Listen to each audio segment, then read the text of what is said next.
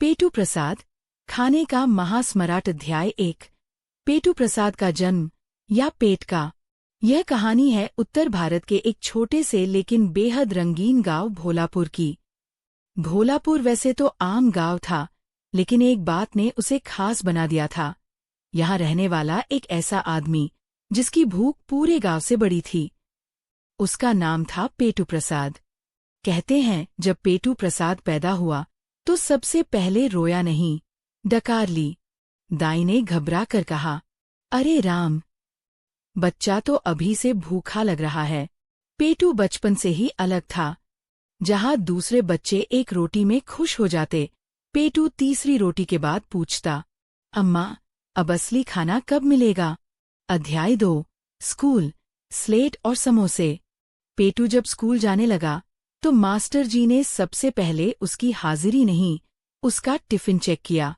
पेटू के टिफिन में होता था 4 पराठे, आलू की सब्जी, अचार, मिठाई, और ऊपर से लिखा रहता था, इमरजेंसी के लिए। एक दिन मास्टर जी ने पूछा, प्रसाद, इतना खाना क्यों लाते हो? पेटू बोला, सर, पढ़ाई दिमाग की भूख है और ये पेट की। पूरी क्लास हंस पड़ी। अध्याय 3। जवानी और जलपान। जैसे जैसे पेटू बड़ा हुआ, उसकी भूख भी डिग्री लेती गई।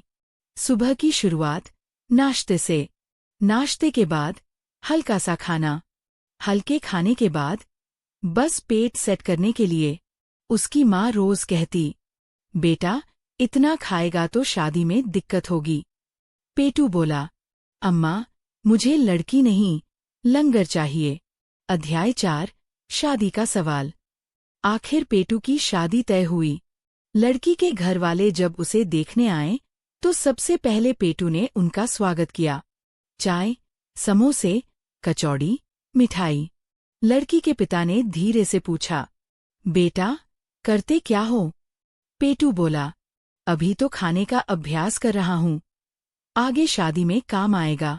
लड़की के पिता ने सोचा, दामाद है या चलता फिरता भंडारा। अध्याय 5। शादी का महासंग्राम। शादी के दिन पेटू दूल्हा कम और मुख्य अतिथि ज्यादा लग रहा था। बारात से पहले ही उसने 2 प्लेट नाश्ता कर लिया। भोज में पेटू ने ऐसा प्रदर्शन किया कि हलवाई के पसीने छूट गए। हलवाई बोला, भैया, थोड़ा रुक जाओ। पेटू बोला, रुकने से भूख बढ़ जाती है।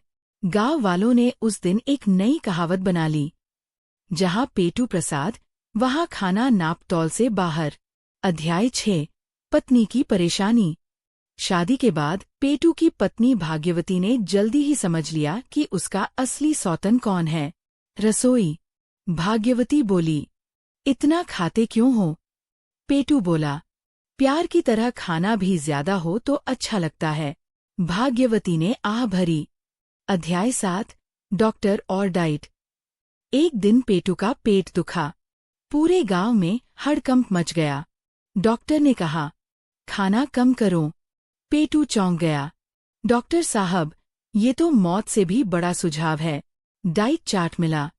सुबह हल्का, दोपहर हल्का, रात हल्का। पेटू बोला, डॉक्टर साहब, इसमें खाना कब है? अध्याय 8। कसम और करारी हार। पेटू ने कसम खाई, अब से कम खाऊंगा।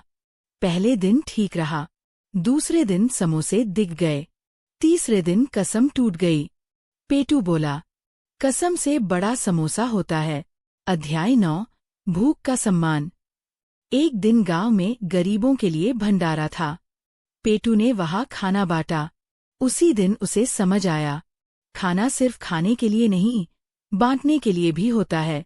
उस दिन उसने पहली बार कम खाया और ज्यादा खिलाया।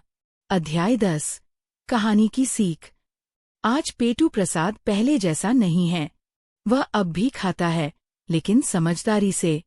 और गांव में लोग कहते हैं, पेटू प्रसाद ने हमें सिखाया, खाना जरूरी है, लेकिन इंसानियत उससे भी ज्यादा।